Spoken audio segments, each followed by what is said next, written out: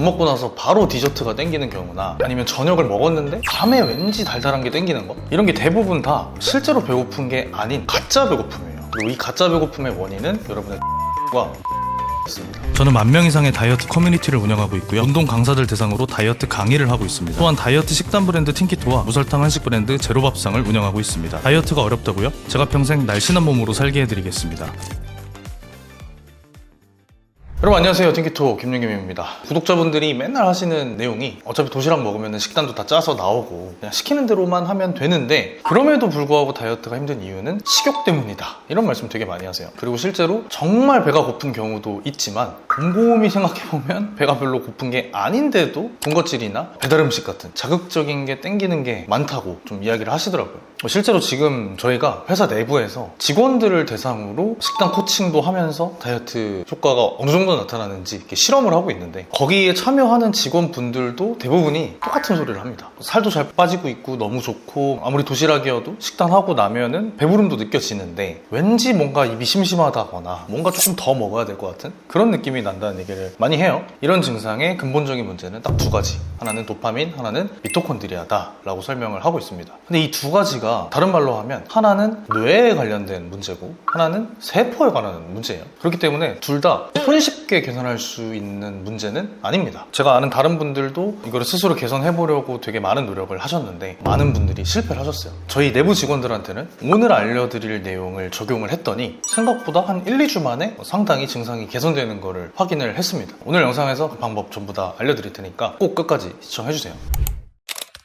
일단 제가 영상에서 여러 번 했던 얘기인데 식욕은 크게 두 가지로 나눌 수 있어요. 하나는 우리 몸에서 실제로 배고픔을 느끼는 생리적인 식욕, 두 번째는 자극적인 걸 계속 쫓는 쾌락적 식욕, 이 두 가지로 나눌 수 있어요. 두 가지가 발생하는 원인도 다르지만 실제로 그 두 가지는 뇌에서 다른 곳에 작용을 합니다. 몸에서 느끼는 생리적 식욕, 얘네는 이제 세포에서 에너지를 잘 못 만드니까 실제로 에너지가 떨어지고 음식이 안 들어와서 배고픈 거라고 여러 번 설명을 했죠. 얘네는 뇌의 시상하부에 작용을 합니다. 그리고 우리가 배고플 때 느끼는 호르몬 그렐린, 배부를 때 느끼는 호르몬 렙틴, 그리고 혈당에 관여하는 인슐린, 이 세 가지가 전부 다 시상하부에 작용을 해요. 근데 반대로 밥을 먹었는데도 왠지 입이 심심한 그런 쾌락적인 식욕은 시상하부가 아니라 VTA라고 하는 이제 복측 피계 영역이라는 곳에서 작용을 합니다. 그리고 얘네가 여러 경로를 거쳐서 막 해마까지 이렇게 다 이어져 있는 회로가 있는데 이 회로에 가장 많은 영향을 미치는 게 바로 도파민이에요. 여러분들이 엄청 자극적이고 맛있는 음식을 먹었을 때 그때 그 느낌을 되게 잊기 어려운 경험 혹시 있었나요? 예를 들면 진짜 유명한 맛집을 가서 한 입 딱 먹자마자 깜짝 놀랄 만큼 맛있었다, 그러면 그 음식에 대한 기억이 굉장히 오래 갈 거예요. 그 이유는 이 도파민이 왔다 갔다 하는 쾌락적 식욕의 회로가 결국에 마지막에는 기억을 담당하는 해마로 이어져 있기 때문이에요. 그러니까 인간이 생존을 더 잘하기 위해서 다음에 이제 음식이 없을 때 그 음식을 빨리빨리 찾아가도록 도파민이 해마에다가 메모리를 딱 저장을 시켜버리는 거죠. 그리고 이게 더 저장이 잘 되기 위해 해마에 도달하기 전에는 어느 경로를 거치냐, 바로 편도체를 거칩니다. 편도는 감정을 관장하는 곳이죠. 그래서 엄청 자극적인 음식을 딱 먹었을 때 VTA에서 도파민이 나오고 편도에서 강렬한 감정을 부여해서 그 감정 자체를 해마가 기억할 수 있게 만드는 게 바로 이 쾌락적 식욕의 회로예요. 그래서 한번 자극적이고 엄청 맛있는 음식을 먹으면 계속 생각나고 계속 또 먹을 수밖에 없는 이유가 여기에 있는 겁니다. 근데 이 회로가 물론 나쁜 것만은 아니에요. 원시 시대에 음식이 굉장히 부족한 시대에는 자극적인 음식을 잘 기억하고 강렬한 감정을 느낄수록 다시 찾아낼 확률이 높으니까 생존 확률을 높여주는 시스템으로 작용을 잘 했죠. 근데 현대사회에는 자극적인 음식이 너무 많으니까 자극적인 것만 계속 기억할 수밖에 없는, 쉽게 말해서 뇌가 오작동하고 있다는 뜻이겠죠. 그래서 여러분들이 한번 자극적인 음식을 맛보면 계속 찾고 이 회로가 무너지는 순간 간식과 폭식을 멈추기가 어렵게 되는 거예요. 근데 문제는 이뿐만이 아니에요. 이 도파민이 나오는 것도 다 뇌에서 일어나고 이 뇌의 뉴런들에서 나오는 건데, 이 뇌의 신경세포들, 즉 뉴런은 특히나 활성산소에 취약합니다. 제가 저번 영상에서 모든 세포가 ATP라는 에너지를 만들고 그 과정에서 매연 같은 활성산소가 나온다고 했죠. 그리고 이 활성산소가 다른 세포들을 다 갉아먹으면서 손상을 시킨다고 했어요. 근데 이 신경세포, 쉽게 말해서 뇌세포는 특히나 활성산소에 취약합니다. 근데 문제는 우리 뇌가 에너지를 제일 많이 만들고 그리고 특히 달달한 음식을 먹을 때 활성산소가 엄청 많아진다고 했죠. 그래서 쾌락을 쫓기 위해서 단 음식을 자꾸 먹으면 그만큼 활성산소도 더 많이 나오고, 근데 그 활성산소 활성산소가 특히 취약한 뇌세포를 손상시키니까 도파민 회로가 또 망가질 수밖에 없는 악순환에 들어가는 거예요. 그렇게 돼서 도파민 회로가 망가지면 실제로 도파민의 합성, 분비 이런 신호 전달이 다 무뎌질 수밖에 없고, 그 이후에는 도파민을 더 만들기 위해서 자극적인 음식을 더 찾을 수밖에 없고, 그럼 더더욱이 뇌세포가 많이 손상될 수밖에 없겠죠. 그래서 실제로 비만 환자들이나 폭식 같은 식이장애를 겪는 환자들의 뇌를 검사해보면 이 도파민의 작용에 필요한 도파민 수용체들이 감소되어 있는 걸 확인할 수 있어요. 우리가 혈당이 높아지면은 인슐린이 높아지고, 이게 반복되다 보면 인슐린이 작동하는데 필요한 그 세포에 있는 인슐린 수용체, 얘네가 말을 안 듣는다고 했죠. 세포가 너무 혈당이 많이 들어오니까 혈당을 더 이상 받지 않기 위해서 세포에 있는 수용체를 없애버린다고 했어요. 이렇게 되면 세포가 인슐린의 말을 안 듣는 인슐린 저항성이 된다고 설명했죠. 이게 뇌에서도 똑같이 발생하는 거예요. 도파민이 너무 많이 나오면 우리 뇌세포에 있는 도파민 수용체, 특히 이제 D2 수용체라고 하는데, D2 수용체가 줄어버립니다. 정확한 말로는 밀도가 감소를 해요. 그러면 도파민이 작동을 하기 위해 더 많은 도파민을 분비를 해야겠죠. 그러다 보니까 어지간한 즐거운 행위에 의해서는 만족을 못하는 게 되는 거예요. 예를 들면 옛날에는 음식을 할 때 설탕을 요만큼만 뿌려도 충분히 맛있게 느꼈는데, 이게 반복되면은 설탕을 요만큼 넣었던 걸 한 스푼 넣고, 또 반복되면 한 컵을 다 넣어야지만 쾌락을 느낄 수 있는 그런 악순환에 빠지게 된다는 거죠. 실제로 그래서 비만, 폭식 환자들 뇌에서는 이 D2 수용체가 많이 줄어있는 거를 확인을 할 수 있고요. 그리고 이게 뇌에서는 이제 도파민 수용체의 감소로 이어지지만, 실제로 자극적인 음식에는 대부분 다 설탕이 들어있기 때문에 우리 몸에서도, 신체에서도 인슐린 수용체가 줄어들어서 인슐린 저항성으로도 이어져요. 인슐린 저항성으로 이어지면 뭐가 문제가 되냐면, 인슐린과 포만감 호르몬 렙틴은 아까 얘기했듯이 뇌의 시성하부에 똑같이 작용을 합니다. 우리 몸에서는 이제 렙틴이 정상적으로 나와야 포만감을 빨리 느끼고 식욕이 줄어들어요. 근데 이 렙틴과 인슐린이 같은 자리를 놓고 경쟁하기 때문에 인슐린이 너무 많아져 버리면 렙틴이 못 들어갑니다. 다른 말로 하면 고탄수화물 식단을 해서 인슐린 저항성이 생기면 렙틴이 작용을 못해요. 자리를 뺏기는 거죠. 우리 의자 뺏기 게임 하는 거랑 비슷한 거예요. 근데 그러면 렙틴이 작용을 못하니까 어떻게 돼요? 포만감을 못 느끼고 더 먹을 수밖에 없죠. 몸에선 이런 일이 일어나고, 뇌에서는 도파민이 예민함이 줄어드니까 도파민을 쫓기 위해서 또 자극적인 걸 먹게 되고, 양쪽에서 난리가 나는 거예요.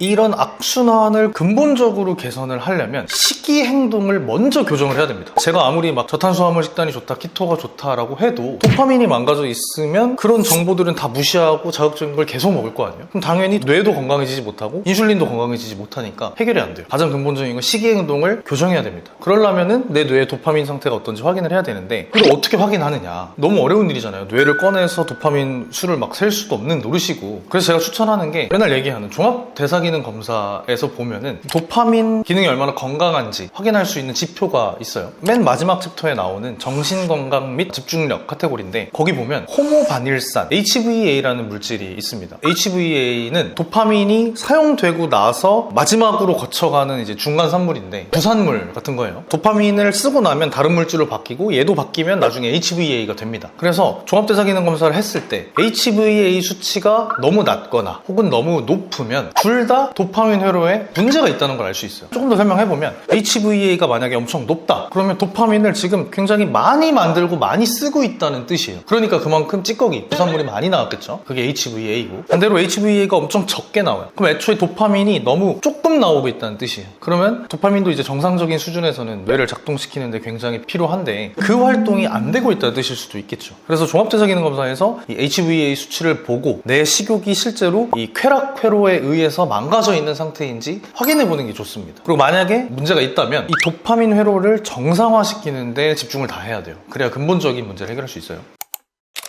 자, 그럼 지금부터는 이 도파민 회로, 쾌락 회로를 회복시키기 위한 방법을 구체적으로 설명을 드릴게요. 자, 첫 번째는 도파민 전구체를 보충하는 겁니다. 도파민이 많이 나오는 걸 넘어서 이제 진짜 도파민이 제대로 안 나오는 지경까지 간 사람들은 도파민 전구체를 보충하는 게 좋아요. 우리 몸에 되게 좋은 물질이 있다고 해서 그 물질이 갑자기 띡 하고 나오는 게 아니에요. 다른 물질이 여러 가지 단계를 거쳐서 그 물질에 도달하는 경우가 많습니다. 도파민도 마찬가지예요. 페닐알라닌이라는 물질이 나중에 티로신이 되고, 그 티로신이 L도파가 되고, 그 다음에 도파민이 되거든요. 그래서 도파민을 바로 섭취할 수가 없으니 도파민을 만드는 데 필요한 여러 재료들, 그 재료들을 섭취하는 게 되게 좋습니다. 그게 대표적으로 이제 영양제 중에서 페닐알라닌 그리고 티로신이 있죠. 이 두 가지 물질이 도파민이 되는 데 있어서 비타민 B군이 엄청나게 필요합니다. 특히 비타민 B6, B9, B12 이 세 가지가 도파민 합성에 굉장히 중요해요. 두 번째는 항산화제를 먹는 거예요. 제가 아까 얘기했듯이 이 도파민을 만들고 사용하는 뇌세포들은 특히나 활성산소에 약합니다. 그래서 자극적인 음식을 자주 찾았거나 스트레스를 많이 받는 분들은 이 뇌세포도 그만큼 활성산소에 의해서 손상되기가 쉬워요. 그래서 얘를 지켜줘야 됩니다. 저번 영상에서 말했듯이 엄청 강력한 활성산소를 덜 강한 걸로 만들어주는, 약화시키는 항산화 효소와 항산화 물질을 먹어야 돼요. 대표적으로 제가 저번 영상에서 얘기했던 SOD 효소, 영데이즈가 있다고 했죠. 그리고 항산화 네트워크 물질 5가지, 비타민 C, 비타민 E, 글루타치온, 코큐텐, 알파리포산, 얘네를 다 먹는 게 제일 좋습니다. 근데 만약에 이 항산화 물질을 드실 거면, 예를 들어 글루타치온이나 비타민 C 같은 애들은 흡수를 훨씬 더 잘 시켜주는 리포솜 형태로 드시는 게 제일 좋고요. 리포솜 형태로 못 먹는다 그러면 이 글루타치온의 전구체인 NAC를 먹는 게 좋습니다. 이게 N-아세틸 시스테인이라는 물질인데 얘도 영양제로 팔아요. 얘를 섭취를 하면 몸에서 여러 가지 작용을 통해서 시스테인이 되고요. 이 시스테인을 비롯한 다른 아미노산들이 합쳐져서 이제 글루타치온이 되기 때문에 글루타치온을 만드는 재료 중에 하나로 NAC를 먹는 것도 좋은 방법이에요. 그리고 코큐텐 같은 경우는 실제로 뇌가 에너지를 만드는데 직접적으로 기여를 하고, 알파리포산도 항산화 네트워크를 활성화시키면서 혈당 조절에도 굉장히 도움이 되기 때문에 같이 드시는 게 좋습니다. 그리고 세 번째는 키토제닉 식단을 하는 거예요. 아까 얘기했듯이 쾌락회로에서 가장 영향을 많이 미치는 게 도파민이고, 그리고 도파민은 자극적인 음식, 특히 단 음식을 먹을 때 많이 나옵니다. 그리고 이렇게 해서 늘어난 도파민이 도파민 수용체의 밀도를 떨어뜨려서 얘가 악순환을 일으킨다고 했어요. 그래서 우리는 달달한 음식을 끊어야 되고요. 설탕, 초콜릿 이런 것뿐만이 아니라 기본적으로 탄수화물도 전부 다 당으로 이루어져 있기 때문에 이 탄수화물 자체를 줄이는 게 중요해요. 당연히 저탄수 식단이 도움이 되겠죠. 그리고 그렇게 했을 때 부족한 에너지를 보충해줄 건강한 지방, 즉 저탄건지 키토제닉 식단이 식욕 통제에도 가장 중요합니다. 우리 뇌에서는 그렇게 좋은 영향을 주고, 몸에서는 혈당을 낮춰서 인슐린을 떨어뜨리고, 인슐린이 떨어졌으니 포만감을 느끼게 하는 렙틴 호르몬이 정상으로 작동을 하겠죠. 당연히 몸에서도 식욕이 정상화될 거예요. 그리고 이렇게 되면은 인슐린이 떨어져서 체지방을 분해시키고 몸에서 대사가 활발해지는데, 이렇게 활발해지면 우리 뇌에는 아데노신이라는 물질이 많이 만들어져요. 그 아데노신이 많아지면 이 도파민 회로를 좀 진정시켜주는 효과가 있어요. 도파민이 이제 계속 자극을 추구하고 막 엄청 흥분돼 있는데 얘를 아데노신이 좀 진정시켜준다. 그렇게 하려면 몸에서 대사가 높아져서 에너지가 충분히 공급돼야 되는데, 그때 제일 좋은 게 키토제닉 식단이다. 이렇게 이해하면 될 것 같아요. 자, 네 번째는 운동입니다. 유산소 운동을 오래 지속을 하면 장기적으로 우리 뇌에서 도파민 수용체가 복구된다는 연구 결과가 많아요. 지금 계속 더 큰 자극을 쫓는 이유가 도파민 수용체가 줄어들어서 도파민 민감도가 떨어지기 때문인데, 얘를 복구시키는 게 수용체를 회복시키는 거죠. 그리고 여기엔 유산소 운동이 좋습니다. 그리고 실제로 폭식뿐 아니라 뭐 금연, 금주 이런 중독 개선 프로그램에서 대부분 다 운동을 시키는데 그런 이유가 여기에 있는 거죠. 5번째는 스트레스 관리예요. 이게 너무 모든 영상에서 얘기해가지고 지겨울 수도 있을 텐데, 일단 스트레스를 많이 받으면 활성산소가 굉장히 많이 나오고요. 얘가 당연히 뇌세포를 손상시켜서 아까 얘기한 그런 결과가 될 거고, 그리고 이 스트레스가 도파민의 합성 자체를 저하시킵니다. 그리고 모든 인간은 스트레스, 즉 고통을 받을 때 얘를 최대한 빨리 잊기 위해서 쾌락을 쫓는 시스템을 갖고 있어요. 그래서 스트레스가 많은 사람은 필연적으로 자극적인 음식을 쫓을 수밖에 없습니다. 그럼 당연히 도파민 쾌락 회로가 망가지게 되겠죠. 그래서 이 스트레스를 관리하는 목적으로 명상이 제일 좋고, 그게 아니면 최대한 밖으로 나가서 자연을 많이 만나야 돼요. 나무도 보고 좋은 공기도 마시고 풍경도 보고 하고, 그 다음에 좀 창의적인 활동을 하면은 스트레스는 감소되고 도파민이 정상적으로 작동한다는 연구가 있어요. 그림을 그린다든지 아니면 음악을 듣는다든지 아니면 새로운 거를 내가 창작하는 활동을 한다든지, 그런 것들이 굉장히 효과가 좋습니다.